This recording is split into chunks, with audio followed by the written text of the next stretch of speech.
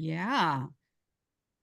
Let's see, the chat's already going. Thank you so much. Look at this. Yeah, and we'll turn the podium and turn everything over to you, Angela, in just a moment. Hi, good morning. Hi, Laura. Welcome. Chapel Hill, North Carolina. Awesome. Oklahoma City, Oklahoma, Detroit, Michigan, St. George, Utah, Winnipeg, Manitoba. Fabulous. My gosh, what a great group we've got going. Fantastic. Should we just give it one more minute, Angela? I know more folks are coming in. They're in the waiting room. We're going to let everybody come on in. Go ahead and go ahead and give everybody a chance to come in. My goodness, thank you guys for coming.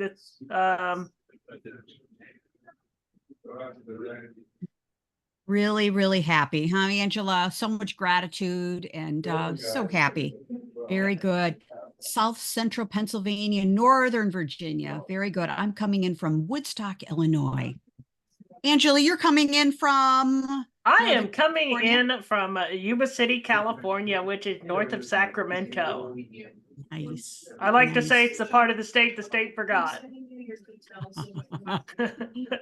Thanks, Carlton. Very good. So grateful that everyone's here. Yeah. Thank you. Thank you. Colleen, thanks for being here. Julie, thanks for being here. Carlton, and Daniel, of course, Martha, Sarah, Laura, and Angela. So grateful to you. Yeah. Yeah. So, Angela, would you like for us to formally start? Then we'll turn the podium over to you. Let's make this thing official. Showtime, baby. Excellent. Excellent. Great. Well, super good.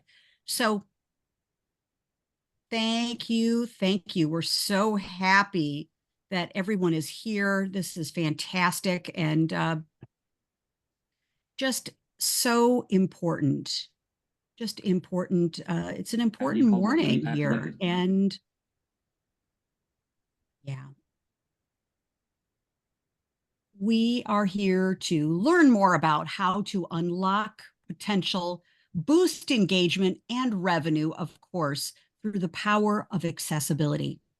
And I'm Kathleen Caldwell. I am a colleague of Angela Fowler's. It's my delight and pleasure to welcome each of you to our wonderful program today. We're doing a challenge, okay? And as a challenge, Angela is going to be challenging each of us today, Tuesday, Wednesday, Thursday, and with our final program on Friday. You know, Angela, she's going to get in, she's going to get out, give us what we need to know, but have a challenge for us to move forward every day. So our program this week is going to be so enriching. And so the name of our program and the promises of our program are, of course, how to unlock the potential and the power of accessibility. And so it is my absolute pleasure to welcome to the podium, to our global stage, Angela Fowler, the CEO of Real Life Access. Angela is a coach. She's a UX design consultant. She's a speaker. She is an advocate for all people to unlock the power of accessibility all around the world, all 8 billion of us people on this planet. And Angela, knowing you, you're probably envisioning planets, probably thinking about Mars, of course, the moon, thinking about new environments as well. And so we are in very good hands. Angela, I'd like to turn the podium over to you. Take it away. And, you've got some technology working in the background that we want to know about because you've got a little helper there. And that helps us understand too, what are the technologies? How do we unlock all of this for ourselves and also for our clients and our colleagues? So turning the podium over to you, Angela. And so folks, if you can, take yourself off mute. Let's give Angela a round of applause. Come on, you can do it. Yay. You're making a big wahoo. How's that? You're making them unmute. They weren't expecting that. I know that. Yes. Clapping. Thank you. Big wahoo. Yeah. So Angela, we're going to spotlight you for everyone. We know you love that. And turning the podium over to you. Thank you very much. Well, thank you, Kathleen. Thank you for helping me put this together, keeping me focused, keeping me on track. Kathleen is a coach of coaches and a darn good one. So if you're a coach who needs a coach, she's your girl. But good morning, everybody. I believe it's still morning wherever you are. I think we got somebody from Canada checking in, but I think it's still morning over there. So I'm Angela Fowler, and some of you know me, maybe even most of you. I am an accessibility coach and accessibility consultant, and I do have a helper who you will hear periodically because sometimes he talks. Audio settings button menu. Mute currently unmuted. OK button. And that's my screen reader. And what a screen reader does is it quite literally reads the screen. Based on what we input, it reads the relevant information so that blind people can know what the heck is on the screen. So for those of you who haven't figured it out or didn't already know, I am totally blind. Can't see a doggone thing, never have, never will. But that does not stop me. It only makes me a stronger advocate for accessibility. So speaking of accessibility, what the heck is accessibility? It's this big 6-syllable word that you hear thrown around all the time. But what is it? What I want you to do is I want you to post in the chat. And Kathleen, I'd like you to read the responses out loud because it just sounds better that way. Thank you. Yep. Here's your wing woman. We're all your wing women, wing men. Well, yeah, wing friends. There you go. Well, and I know you'd much rather listen to Kathleen than listen to Jaws, so that's how we roll here.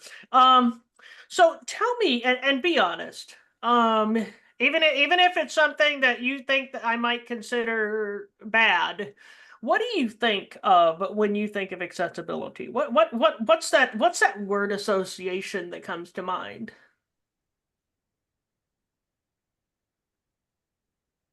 Let's get those responses coming in.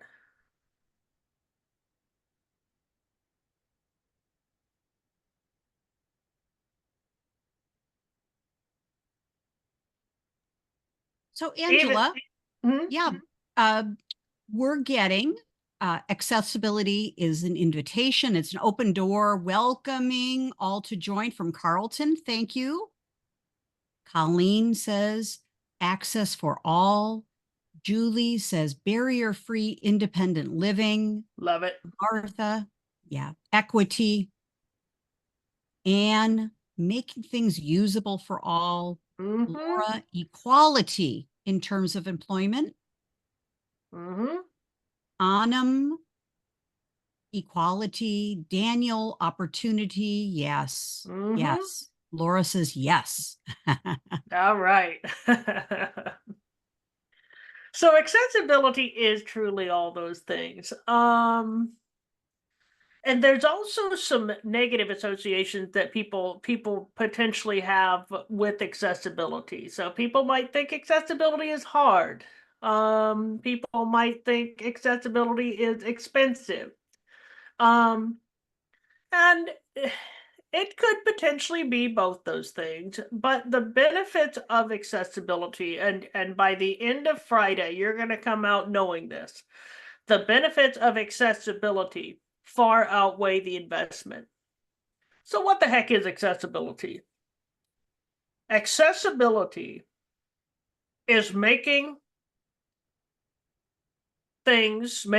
products and services usable for people with disabilities, accessible for people with disabilities, and user-friendly for everyone. So basically, we're making everything as accessible as possible to as many people as possible.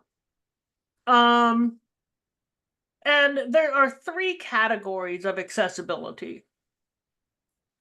And I'm going to go over the three categories because you probably have an idea of what accessibility looks like, right? You're probably thinking of a web page. Maybe you're thinking of a wheelchair ramp. These are common symbols of, or common places the mind goes when we think of accessibility. But accessibility is way beyond that. So the first category I'm going to talk about is physical accessibility.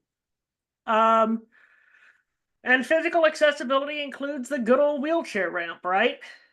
But it also includes things like placing things around in easy to get to locations. It includes environmental things like sound. If there's loud music blaring, right, things aren't as accessible as they should be. It also includes things like food allergies and setting up your buffet so that there's, so that food allergies are taken into consideration. So that's physical accessibility. It really is wide ranging. It's the accessibility of things that you can touch or move through. The next category is digital accessibility. Digital accessibility is probably the one that most of you are most familiar with, right? So digital accessibility is the accessibility of everything that comes to us electronically. So digital accessibility includes your website, but it also includes email, social media, advertising. So when I talk about digital accessibility, I mainly talk about accessible content because that can be applied to everything. And website, email, social media, etc., etc. That handout that you email to people, all of those are covered under digital accessibility. The third category of accessibility is cultural accessibility. Now, cultural accessibility is a little bit harder to define, but let me take a stab at it. Cultural accessibility is creating a culture within your organization where difference is ordinary.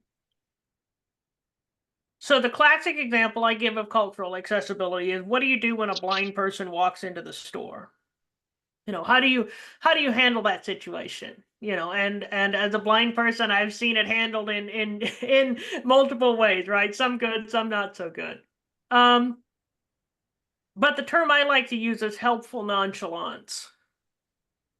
It should be perfectly ordinary that a blind person or someone in a wheelchair walks into your store, applies for a job, does all the things that people do.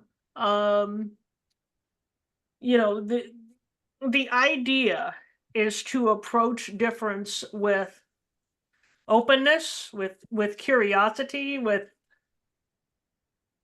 really as though it were an everyday thing. So cultural accessibility includes a number of things. And from a business perspective, it really begins with customer service. How do you treat customers? Do you have a personalized approach to customer service? It can also include things like meetings, right? Or events, in-person events. The venues you pick for in-person events, there's definitely a cultural accessibility component there. And you can argue, too, that physical and digital accessibility can't truly be achieved unless cultural accessibility is, because cultural accessibility really is a mindset.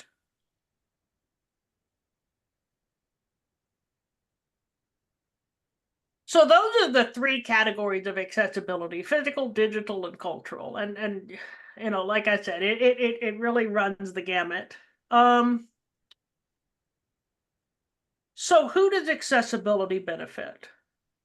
Angela, could I jump in for a second? Sure. We've got some things bubbling in the chat. And I'm just wondering if we might get some conversation going and maybe some questions here from everyone. And I know people have got some things they want to ask or want to share that's emerging. You know, I should have broke for questions. You're right. That's okay. That's okay. That's okay. That's okay. Because She people, I can see people are leaning in. that's a good thing. Yeah. And plus, this is folks. We This like is a it when nice people way. lean in. We want people to lean in. And this also gives Angela, and this is a covert way to have our speaker take a sip of water. Rather than doing it right in the middle of a lecture on cultural accessibility, you mean? Right, exactly. Because this is like intuiting that, hey, after 15 minutes, our speaker might need a little break here. So Well, how about what's emerging, folks, from everything that Angela said about physical accessibility, digital accessibility, cultural accessibility? What are you, this is mind-blowing to me here, Angela. I'm loving this. So everybody here in our wonderful webinar, in our challenge, what are your thoughts? These are new things that are emerging for you? Did you know there are 3 plus plus plus? I'll go. I think Thanks, I would Julie. add attitudinal somewhere. I just feel that sometimes it's really hard to achieve my accessibility initiatives because I can't get approvals, and I'm constantly having to try to convince everybody that these things are important and foundational base, not bonuses. So attitudinal, I don't know if that would fit somewhere, but that's definitely another one that I feel I have lots of barriers in. And you're not alone in that. And that definitely falls under cultural accessibility, right? Because it needs to be embraced as an organization. And there are ways to advocate, there are ways to do it. Sometimes you feel like you're chiseling granite, right? But keep on keeping on, take joy in the small victories. I think what is understated, and we're going to get to this later today, and we're going to get to it tomorrow, is the business case for accessibility and why accessibility truly does lead to greater profit for the company. So hopefully there'll be something in that you'll be able to take back to your company and say, hey guys, this is real. Thank you. The only other thing I want to share with the group is my biggest campaign this year was actually to personalize the customer service. And so what we've actually done is standardized. Now we just ask anyone, do you need some help? And then if they say yes, then we ask them, how would you like us to assist you? And Nice. That has been a really good approach. That way, if they have a hidden disability or even if they just need help, we're not like making it specific like to them. We're just asking everyone the same questions. And so that's how we have personalized our approach. And it's been working really well for us. You're my hero. I like that. And that if that is not an example of difference is ordinary, buddy, I don't know what is. Yeah, and having Angela, you've pointed out so many important things about creating a culture of that difference, quote unquote, is okay. And thanks, Colleen, for putting in the chat. Love the phrase helpful nonchalance. Mm-hmm. And really a human first kind of approach, right? That Yep. we're all humans doing the best we can, and just really creating an environment of compassion and understanding and leaning in kind of thing, right? Yes. Yes. And I'll give you an example of something that your approach, and who said that, by the way? Colleen said, love the phrase of helpful No, nonchalant. but I mean, who gave was talking about asking how whether everybody needs help regardless. I think it's a lot in the chat. Yeah. A lot in the chat. Yeah, exactly. Okay. Yes. Yes. My mom helped me out a lot. She's retired, and she also, she's a mom. She likes to help her daughter. So she'll drive me from place to place sometimes, and sometimes it involves driving to places and filling out paperwork. And she's one of those people that has to put her reading glasses on to read and her other glasses on to drive. So invariably she'll forget her reading glasses. So she'll try to fill out a form for me, and she'll be obviously struggling to fill out this form. But whoever's the people working, customer service, that don't, because she's sighted, because she's driving, they don't see the struggle.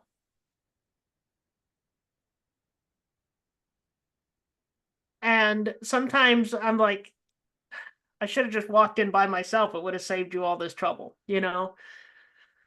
So asking everybody, how can I help? And then if she says, hey, could you please help me fill out this form? Then, then that's great. If she doesn't, then that's her decision. But giving the option to everybody really makes those types of situations a lot easier to deal with, less awkward. It's just a better situation all around. Yeah, absolutely. And I think that, Julie, you were so beautifully demonstrating how having an attitude and a mindset of being open and being helpful. And I'm seeing that a lot in the chat. So yeah, really great. And alerting us, of course, Angela, and educating us to the 3 different kinds of accessibility as well. Yeah. Did you, Angela, we know you've got more to share with us. Would you like to continue? I would. So who does accessibility benefit? Well, some things are obvious, right? Blind people, obviously we can't see, so we need to hear things and touch them. People who are deaf really have the opposite problem, right? They use their eyes rather than their ears. But there's also people with varying degrees of low vision. People, for example, who have to switch to their reading glasses and leave them in the car half the time. Wouldn't making things easier to read help these folks out? And most of these folks don't even say they have a disability, right? They just say they need glasses. People who are hard of hearing. I wear hearing aids. And I tell people, I beat blindness 20 years ago. I haven't quite got a rein on hearing loss yet, right? Because it's an invisible disability. And where there's echo, where there's loud music, where there's just a lot of unnecessary noise, that affects not only me, but it also affects people who might be just oversensitive to sound, or on the sensitive end of the sensitivity, scale, or whatever it is. It benefits people who've just had a long day.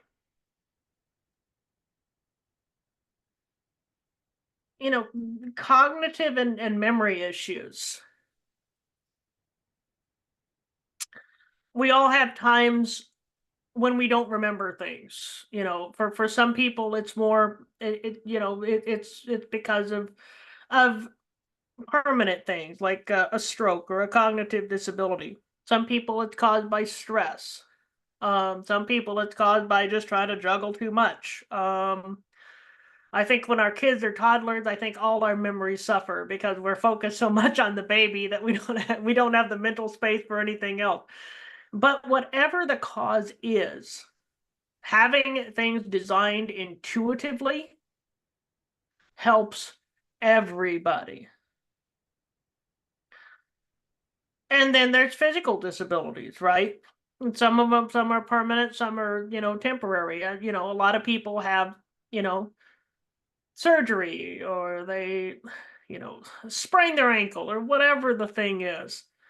So those things that we put in place to benefit people with permanent physical disabilities also benefit people with temporary. And how many of you have pushed a shopping cart or pulled a suitcase up a wheelchair ramp? I'm sure you've all done it, right? So accessibility benefits everybody. You I'm gonna go out on a limb here and say you have never not benefited from accessibility. But because we all look at things through the lens of our own experience, we all look at things the way we're used to looking at things. It's the natural part of being human. I'm going to show you an alternative method of doing a common thing. So I recorded this screen reader demo video a while ago, and had it produced, and the I don't think he's here, but my producer did a really good job. Go ahead, Kathleen. Go ahead and play that screen reader demo video, if you would. I'm glad to. Kathleen Caldwell screen tab selected. Thank you, Jaws. Yeah, here we go.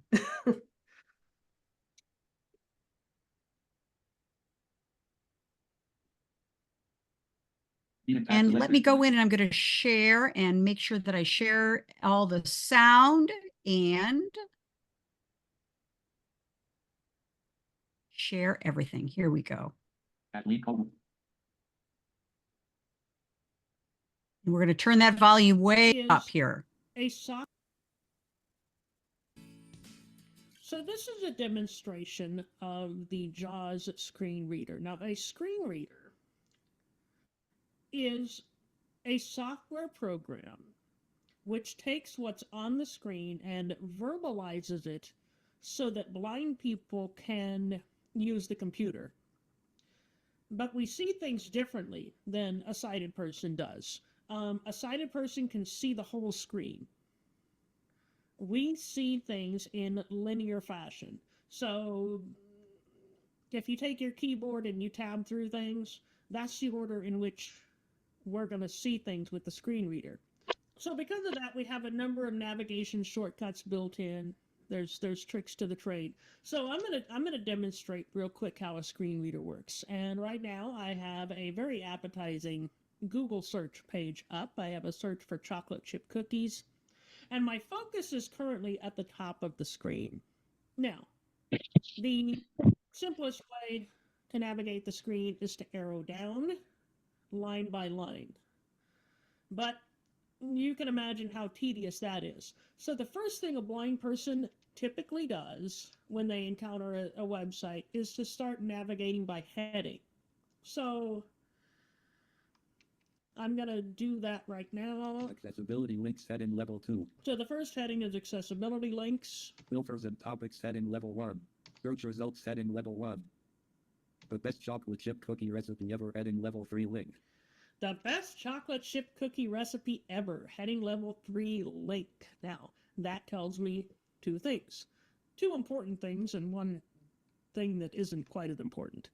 The important thing is that we are on a search result, the best chocolate chip cookie recipe ever, and that the heading is also a link. Now, if I wanted to, I could press enter on that link and activate it. I don't want to. So another way that I can move through this, and I'm going to actually go back up to search results set in level 1. The heading level 1 that says search results, is I can tab between clickable elements. So if you can interact with it using the mouse, I can tab to it. So let me go ahead and hit the tab key and just see what happens. Chocolate chip cookies Google search. Main region. The best chocolate chip cookie recipe ever. Joy Food Sunshine HTTPS joyfoodsunshine.com. Single right point. That's enough.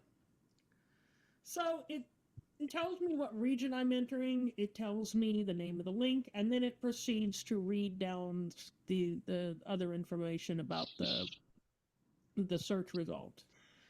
We like to say the only thing worse than a computer that doesn't talk is a computer that talks too much. But I'm going to go ahead and keep tapping through this. About this result button. About this result. The most amazing chocolate chip cookie link. The most amazing chocolate chip cookie. Double chocolate cookies link. Small batch chocolate chip link. About more link. Best chocolate chip cookie popular recipe. Sally's Bacon Addiction HTTPS Looking Addiction. Single. So this is why it's so important to name links according to what they are, right? Because if I'm tabbing through something and I hear something like click here, that doesn't help me. I don't know what I'm clicking on. But there's other ways that we can navigate. What if I wanted to change the search text? What if I wanted to search for brownies? Well, there are a number of ways to move between form fields. The first thing we can do is we can hit the letter F to move to the next form field, generally speaking. Search edit combo collapse. Chocolate chip cookie. And that worked. But the letter E would have jumped me to the first edit box. So I'm going to Enter. Search edit chocolate. enter on this. I'm going to clear this because if I don't, I'm going to get gibberish. E-R-O-double-N-I-E-N. Enter. Brownie Google search. Brownie Google search. 7 regions, 28 headings, and 60 brownies. So I typed in brownies, hit enter, and it loaded up the page and gave me some information about how many regions and headings there are. So the important takeaways from this is that blind people, given an accessible page, can navigate effectively and efficiently. Things need to be labeled properly. Things need to be structured logically because we see them in linear fashion. So that concludes my brief screen reader demo. Basic accessibility tips thrown in for good measure. And thank you for listening. All right, now that we've made everybody hungry, Meeting tab selected. anybody have any questions about that? Or comments or? It was fantastic and learning so much, Angela, that when people are naming things on websites, we've got to be more descriptive. And I knew you're going to, in the next couple of days, get into more details of that, but we've got to describe what's on the screen.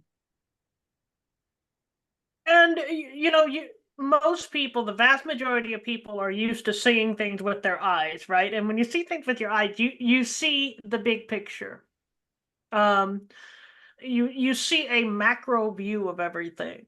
But when we listen with a screen reader, we're listening one thing at a time. So we're seeing a very micro view.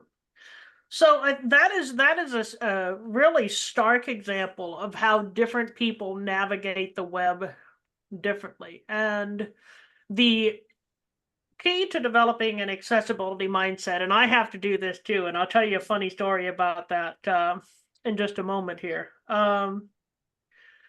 We all have to just keep in mind the different ways in which people see things. So as a screen reader user, when I have a document in front of me, I can put focus at the top of the document and hit a command and have the screen reader read the document to me.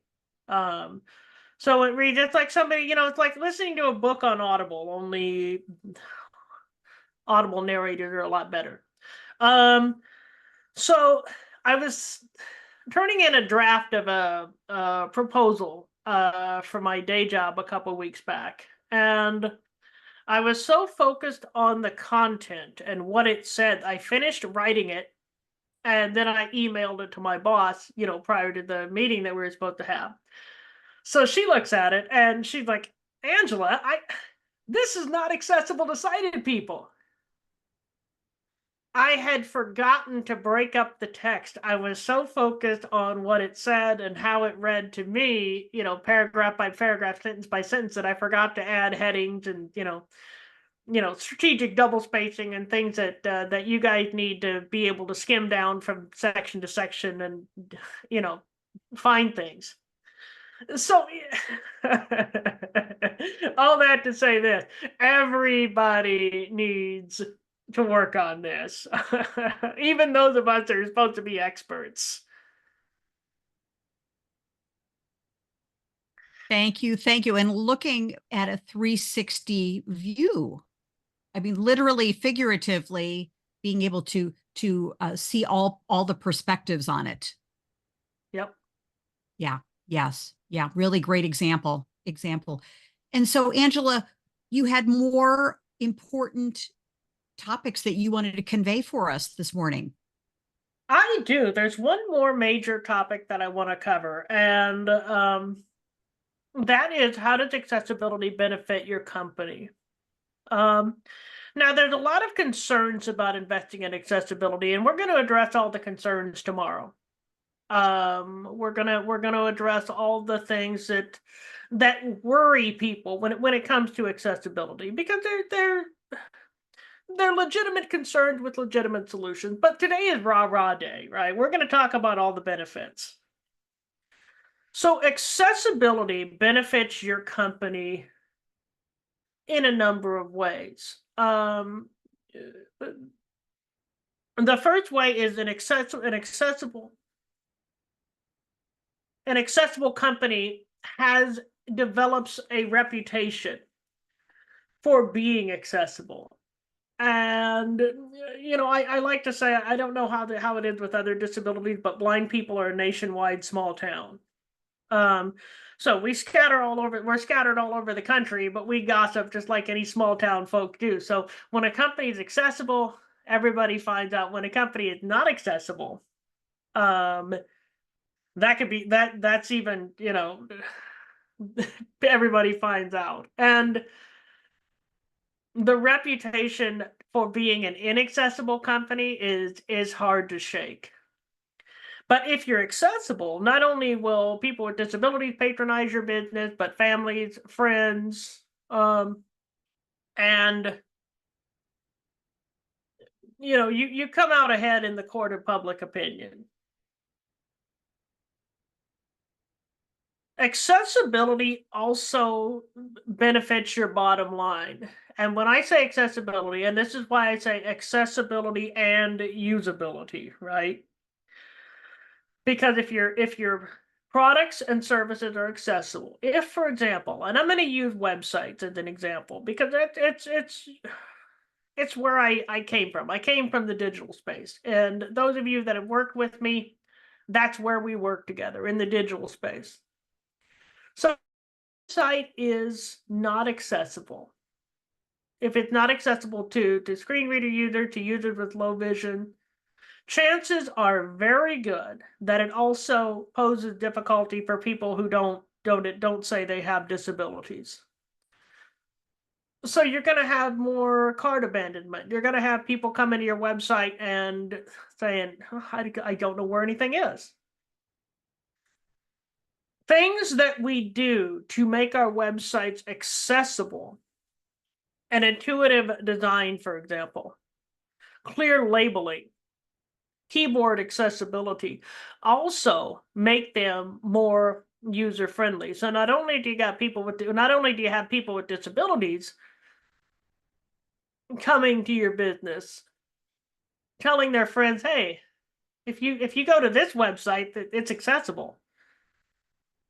But you also have less instances of cart abandonment, or whatever the public sector version of that is. I know some of you work in the government space, but the question you need to ask yourself is, what do you want people to do when they get to your website? And with an accessible website, they're a lot more likely to do it successfully.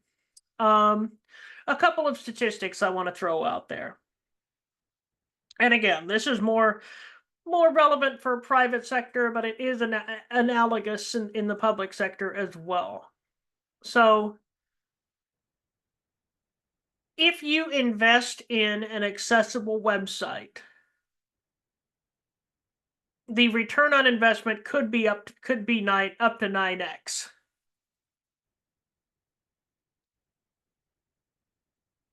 The buying power of people with disabilities collectively, and that includes seniors, that includes everybody, is over $2 trillion. So we got money and we want to spend it. So there's definitely, there's a business case for accessibility. Accessibility is the wise business decision. Accessibility does have a positive impact on your bottom line. It's also, it's also the right thing to do. I saw something, what's the saying? Doing good by doing well. Something like that. All things considered, making things more user-friendly for everybody, more accessible for everybody is right. They're just the right thing to do. It's also the law, and we're going to get into the law tomorrow because the law is confusing. And the law is scary. Especially for small to medium-sized businesses, but we're going to get into the law, and we're going to talk about things that you can do while you are making your business accessible, because that does take time. But we're going to give you things you can do to protect yourself. That's coming up tomorrow. So anybody, and we've got 17 minutes, though we can end early. Anybody have any questions, comments, thoughts?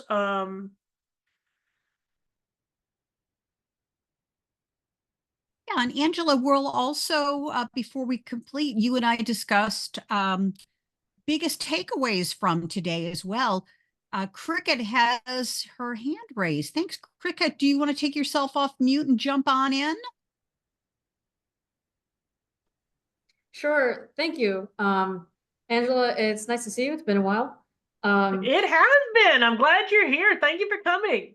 Yeah, of course. Yeah, I'm now the 508 program manager with an office within the Department of the Interior, but the name is very, very long. So let's forget about that part. Wow, that's yeah. So you're another public sector. The good and bad, right?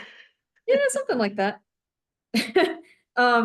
Yeah, so one of the things that I'm relied on to do within my role is to provide insight about people with all disabilities and not just people with my set of disabilities. And I thought it was really interesting that you were talking about sound and like screen reader stuff earlier, because I've done a few screen reader demos for my colleagues, and I guess they found that very helpful. And yesterday they were asking me about videos and how to make those most accessible. And in particular, they wanted to know if they should layer music over the existing video content and audio description. And that was an interesting one because as a blind person, I find it a little distracting to have that many layers of sound. But also, as someone so I don't have a hearing impairment, but I know some people do.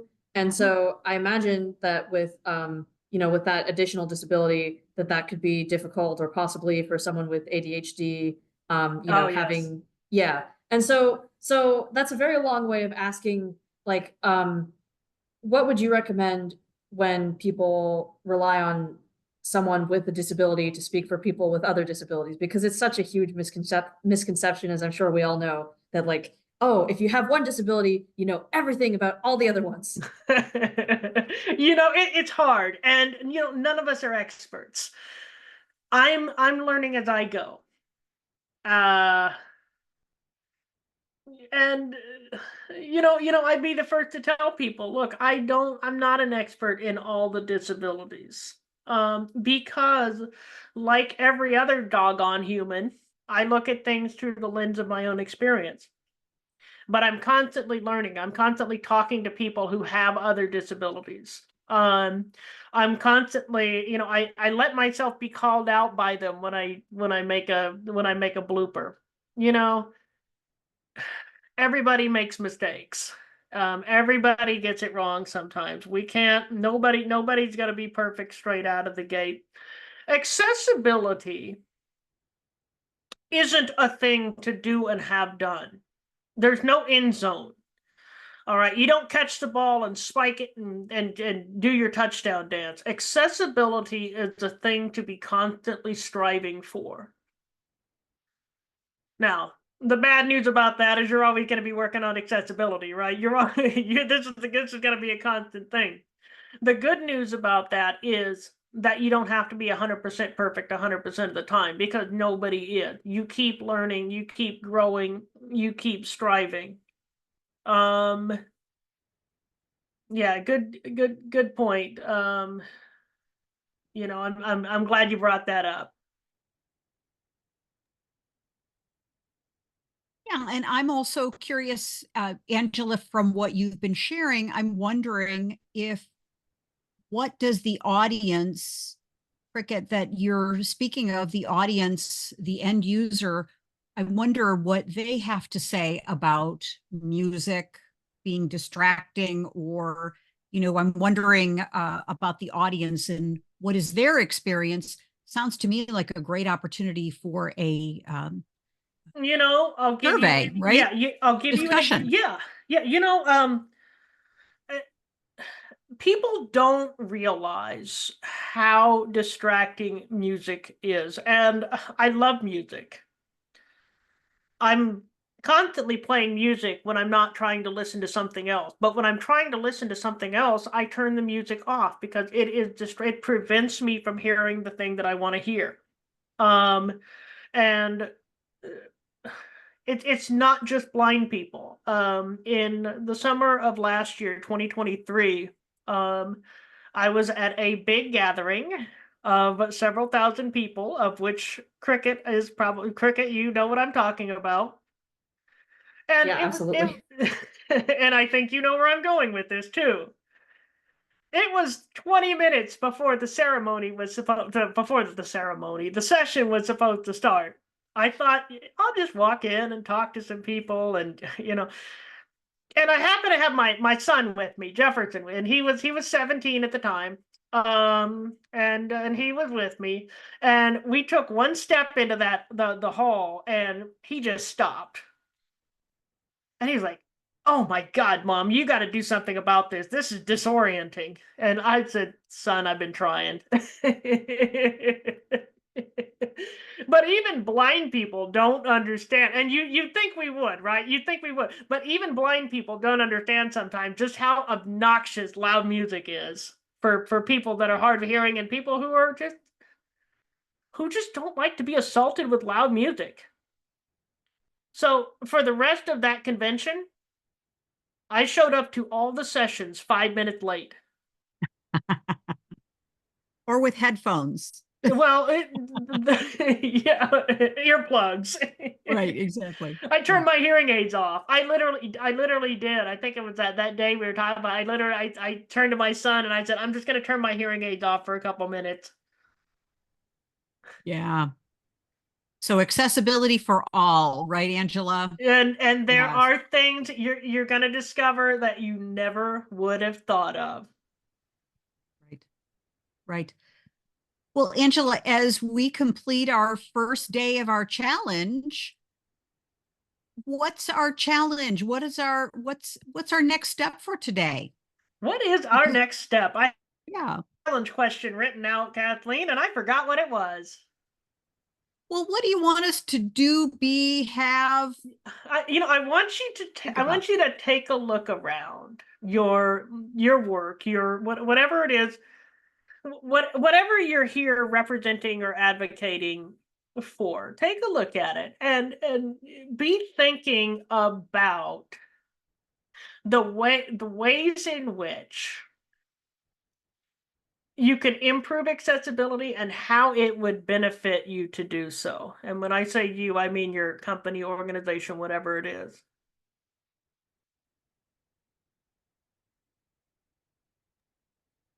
So Angela, take our challenge from today. Our first day of our challenge is to leave our session and physically, take a look around in whatever way we want to, and take a look at our environment, our work environment, and how can it be improved and made Yep. more accessible? Is that right? Yeah, just think of accessibility when you look around at all the things. And we're going to come back tomorrow, and I'm going to ask you if if anything came to you. It's okay if nothing did.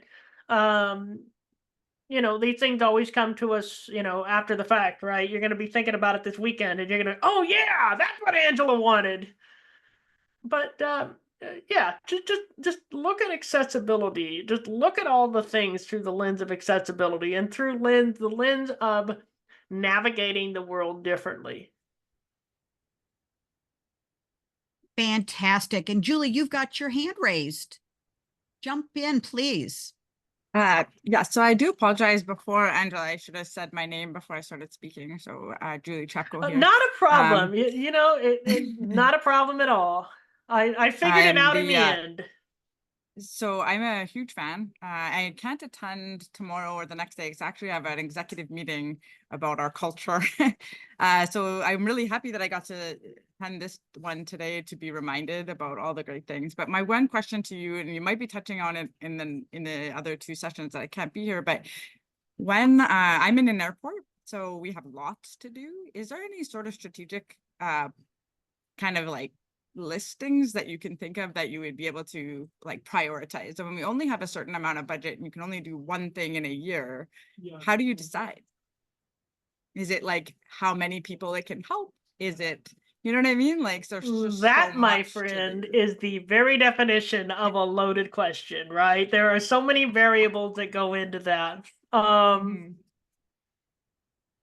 Let's do this. We can take this conversation offline. Yeah, that's what I'm thinking, because in order to actually answer your question, I need to ask you questions. Okay. So yeah, let's take this conversation. And by the way, you said you can't make the rest of the sessions, or you can't make tomorrow and Thursday. There will be replays available. Yeah, that's very good. Thank you. If I could, I would, but I think speaking to my executive about the culture and the accessibility that I'm trying to create here is really important. Well, and real life access, one of the things that we do offer is cultural consulting. So I'm glad you came. I'm glad I was able to give you something of value. And again, there'll be more to come the rest of the week. Great, thank you. Great questions. And Angela, so we're going to encourage everyone to take away from our first day of our challenge. And by the way, let's lean in. Who got tremendous value from today? Let's give some sparkle to Angela, or put in the chat. Yes, clicking. Yeah, you got value today. Thank you. Thank you. So first day challenge, take a look, metaphoric look, however you'd like, around your current environment, and check out the current opportunities for more accessibility. And be sure to reach out, send a DM to Angela on LinkedIn, and email. We'll put, you've got the email as well. And Angela, final parting words.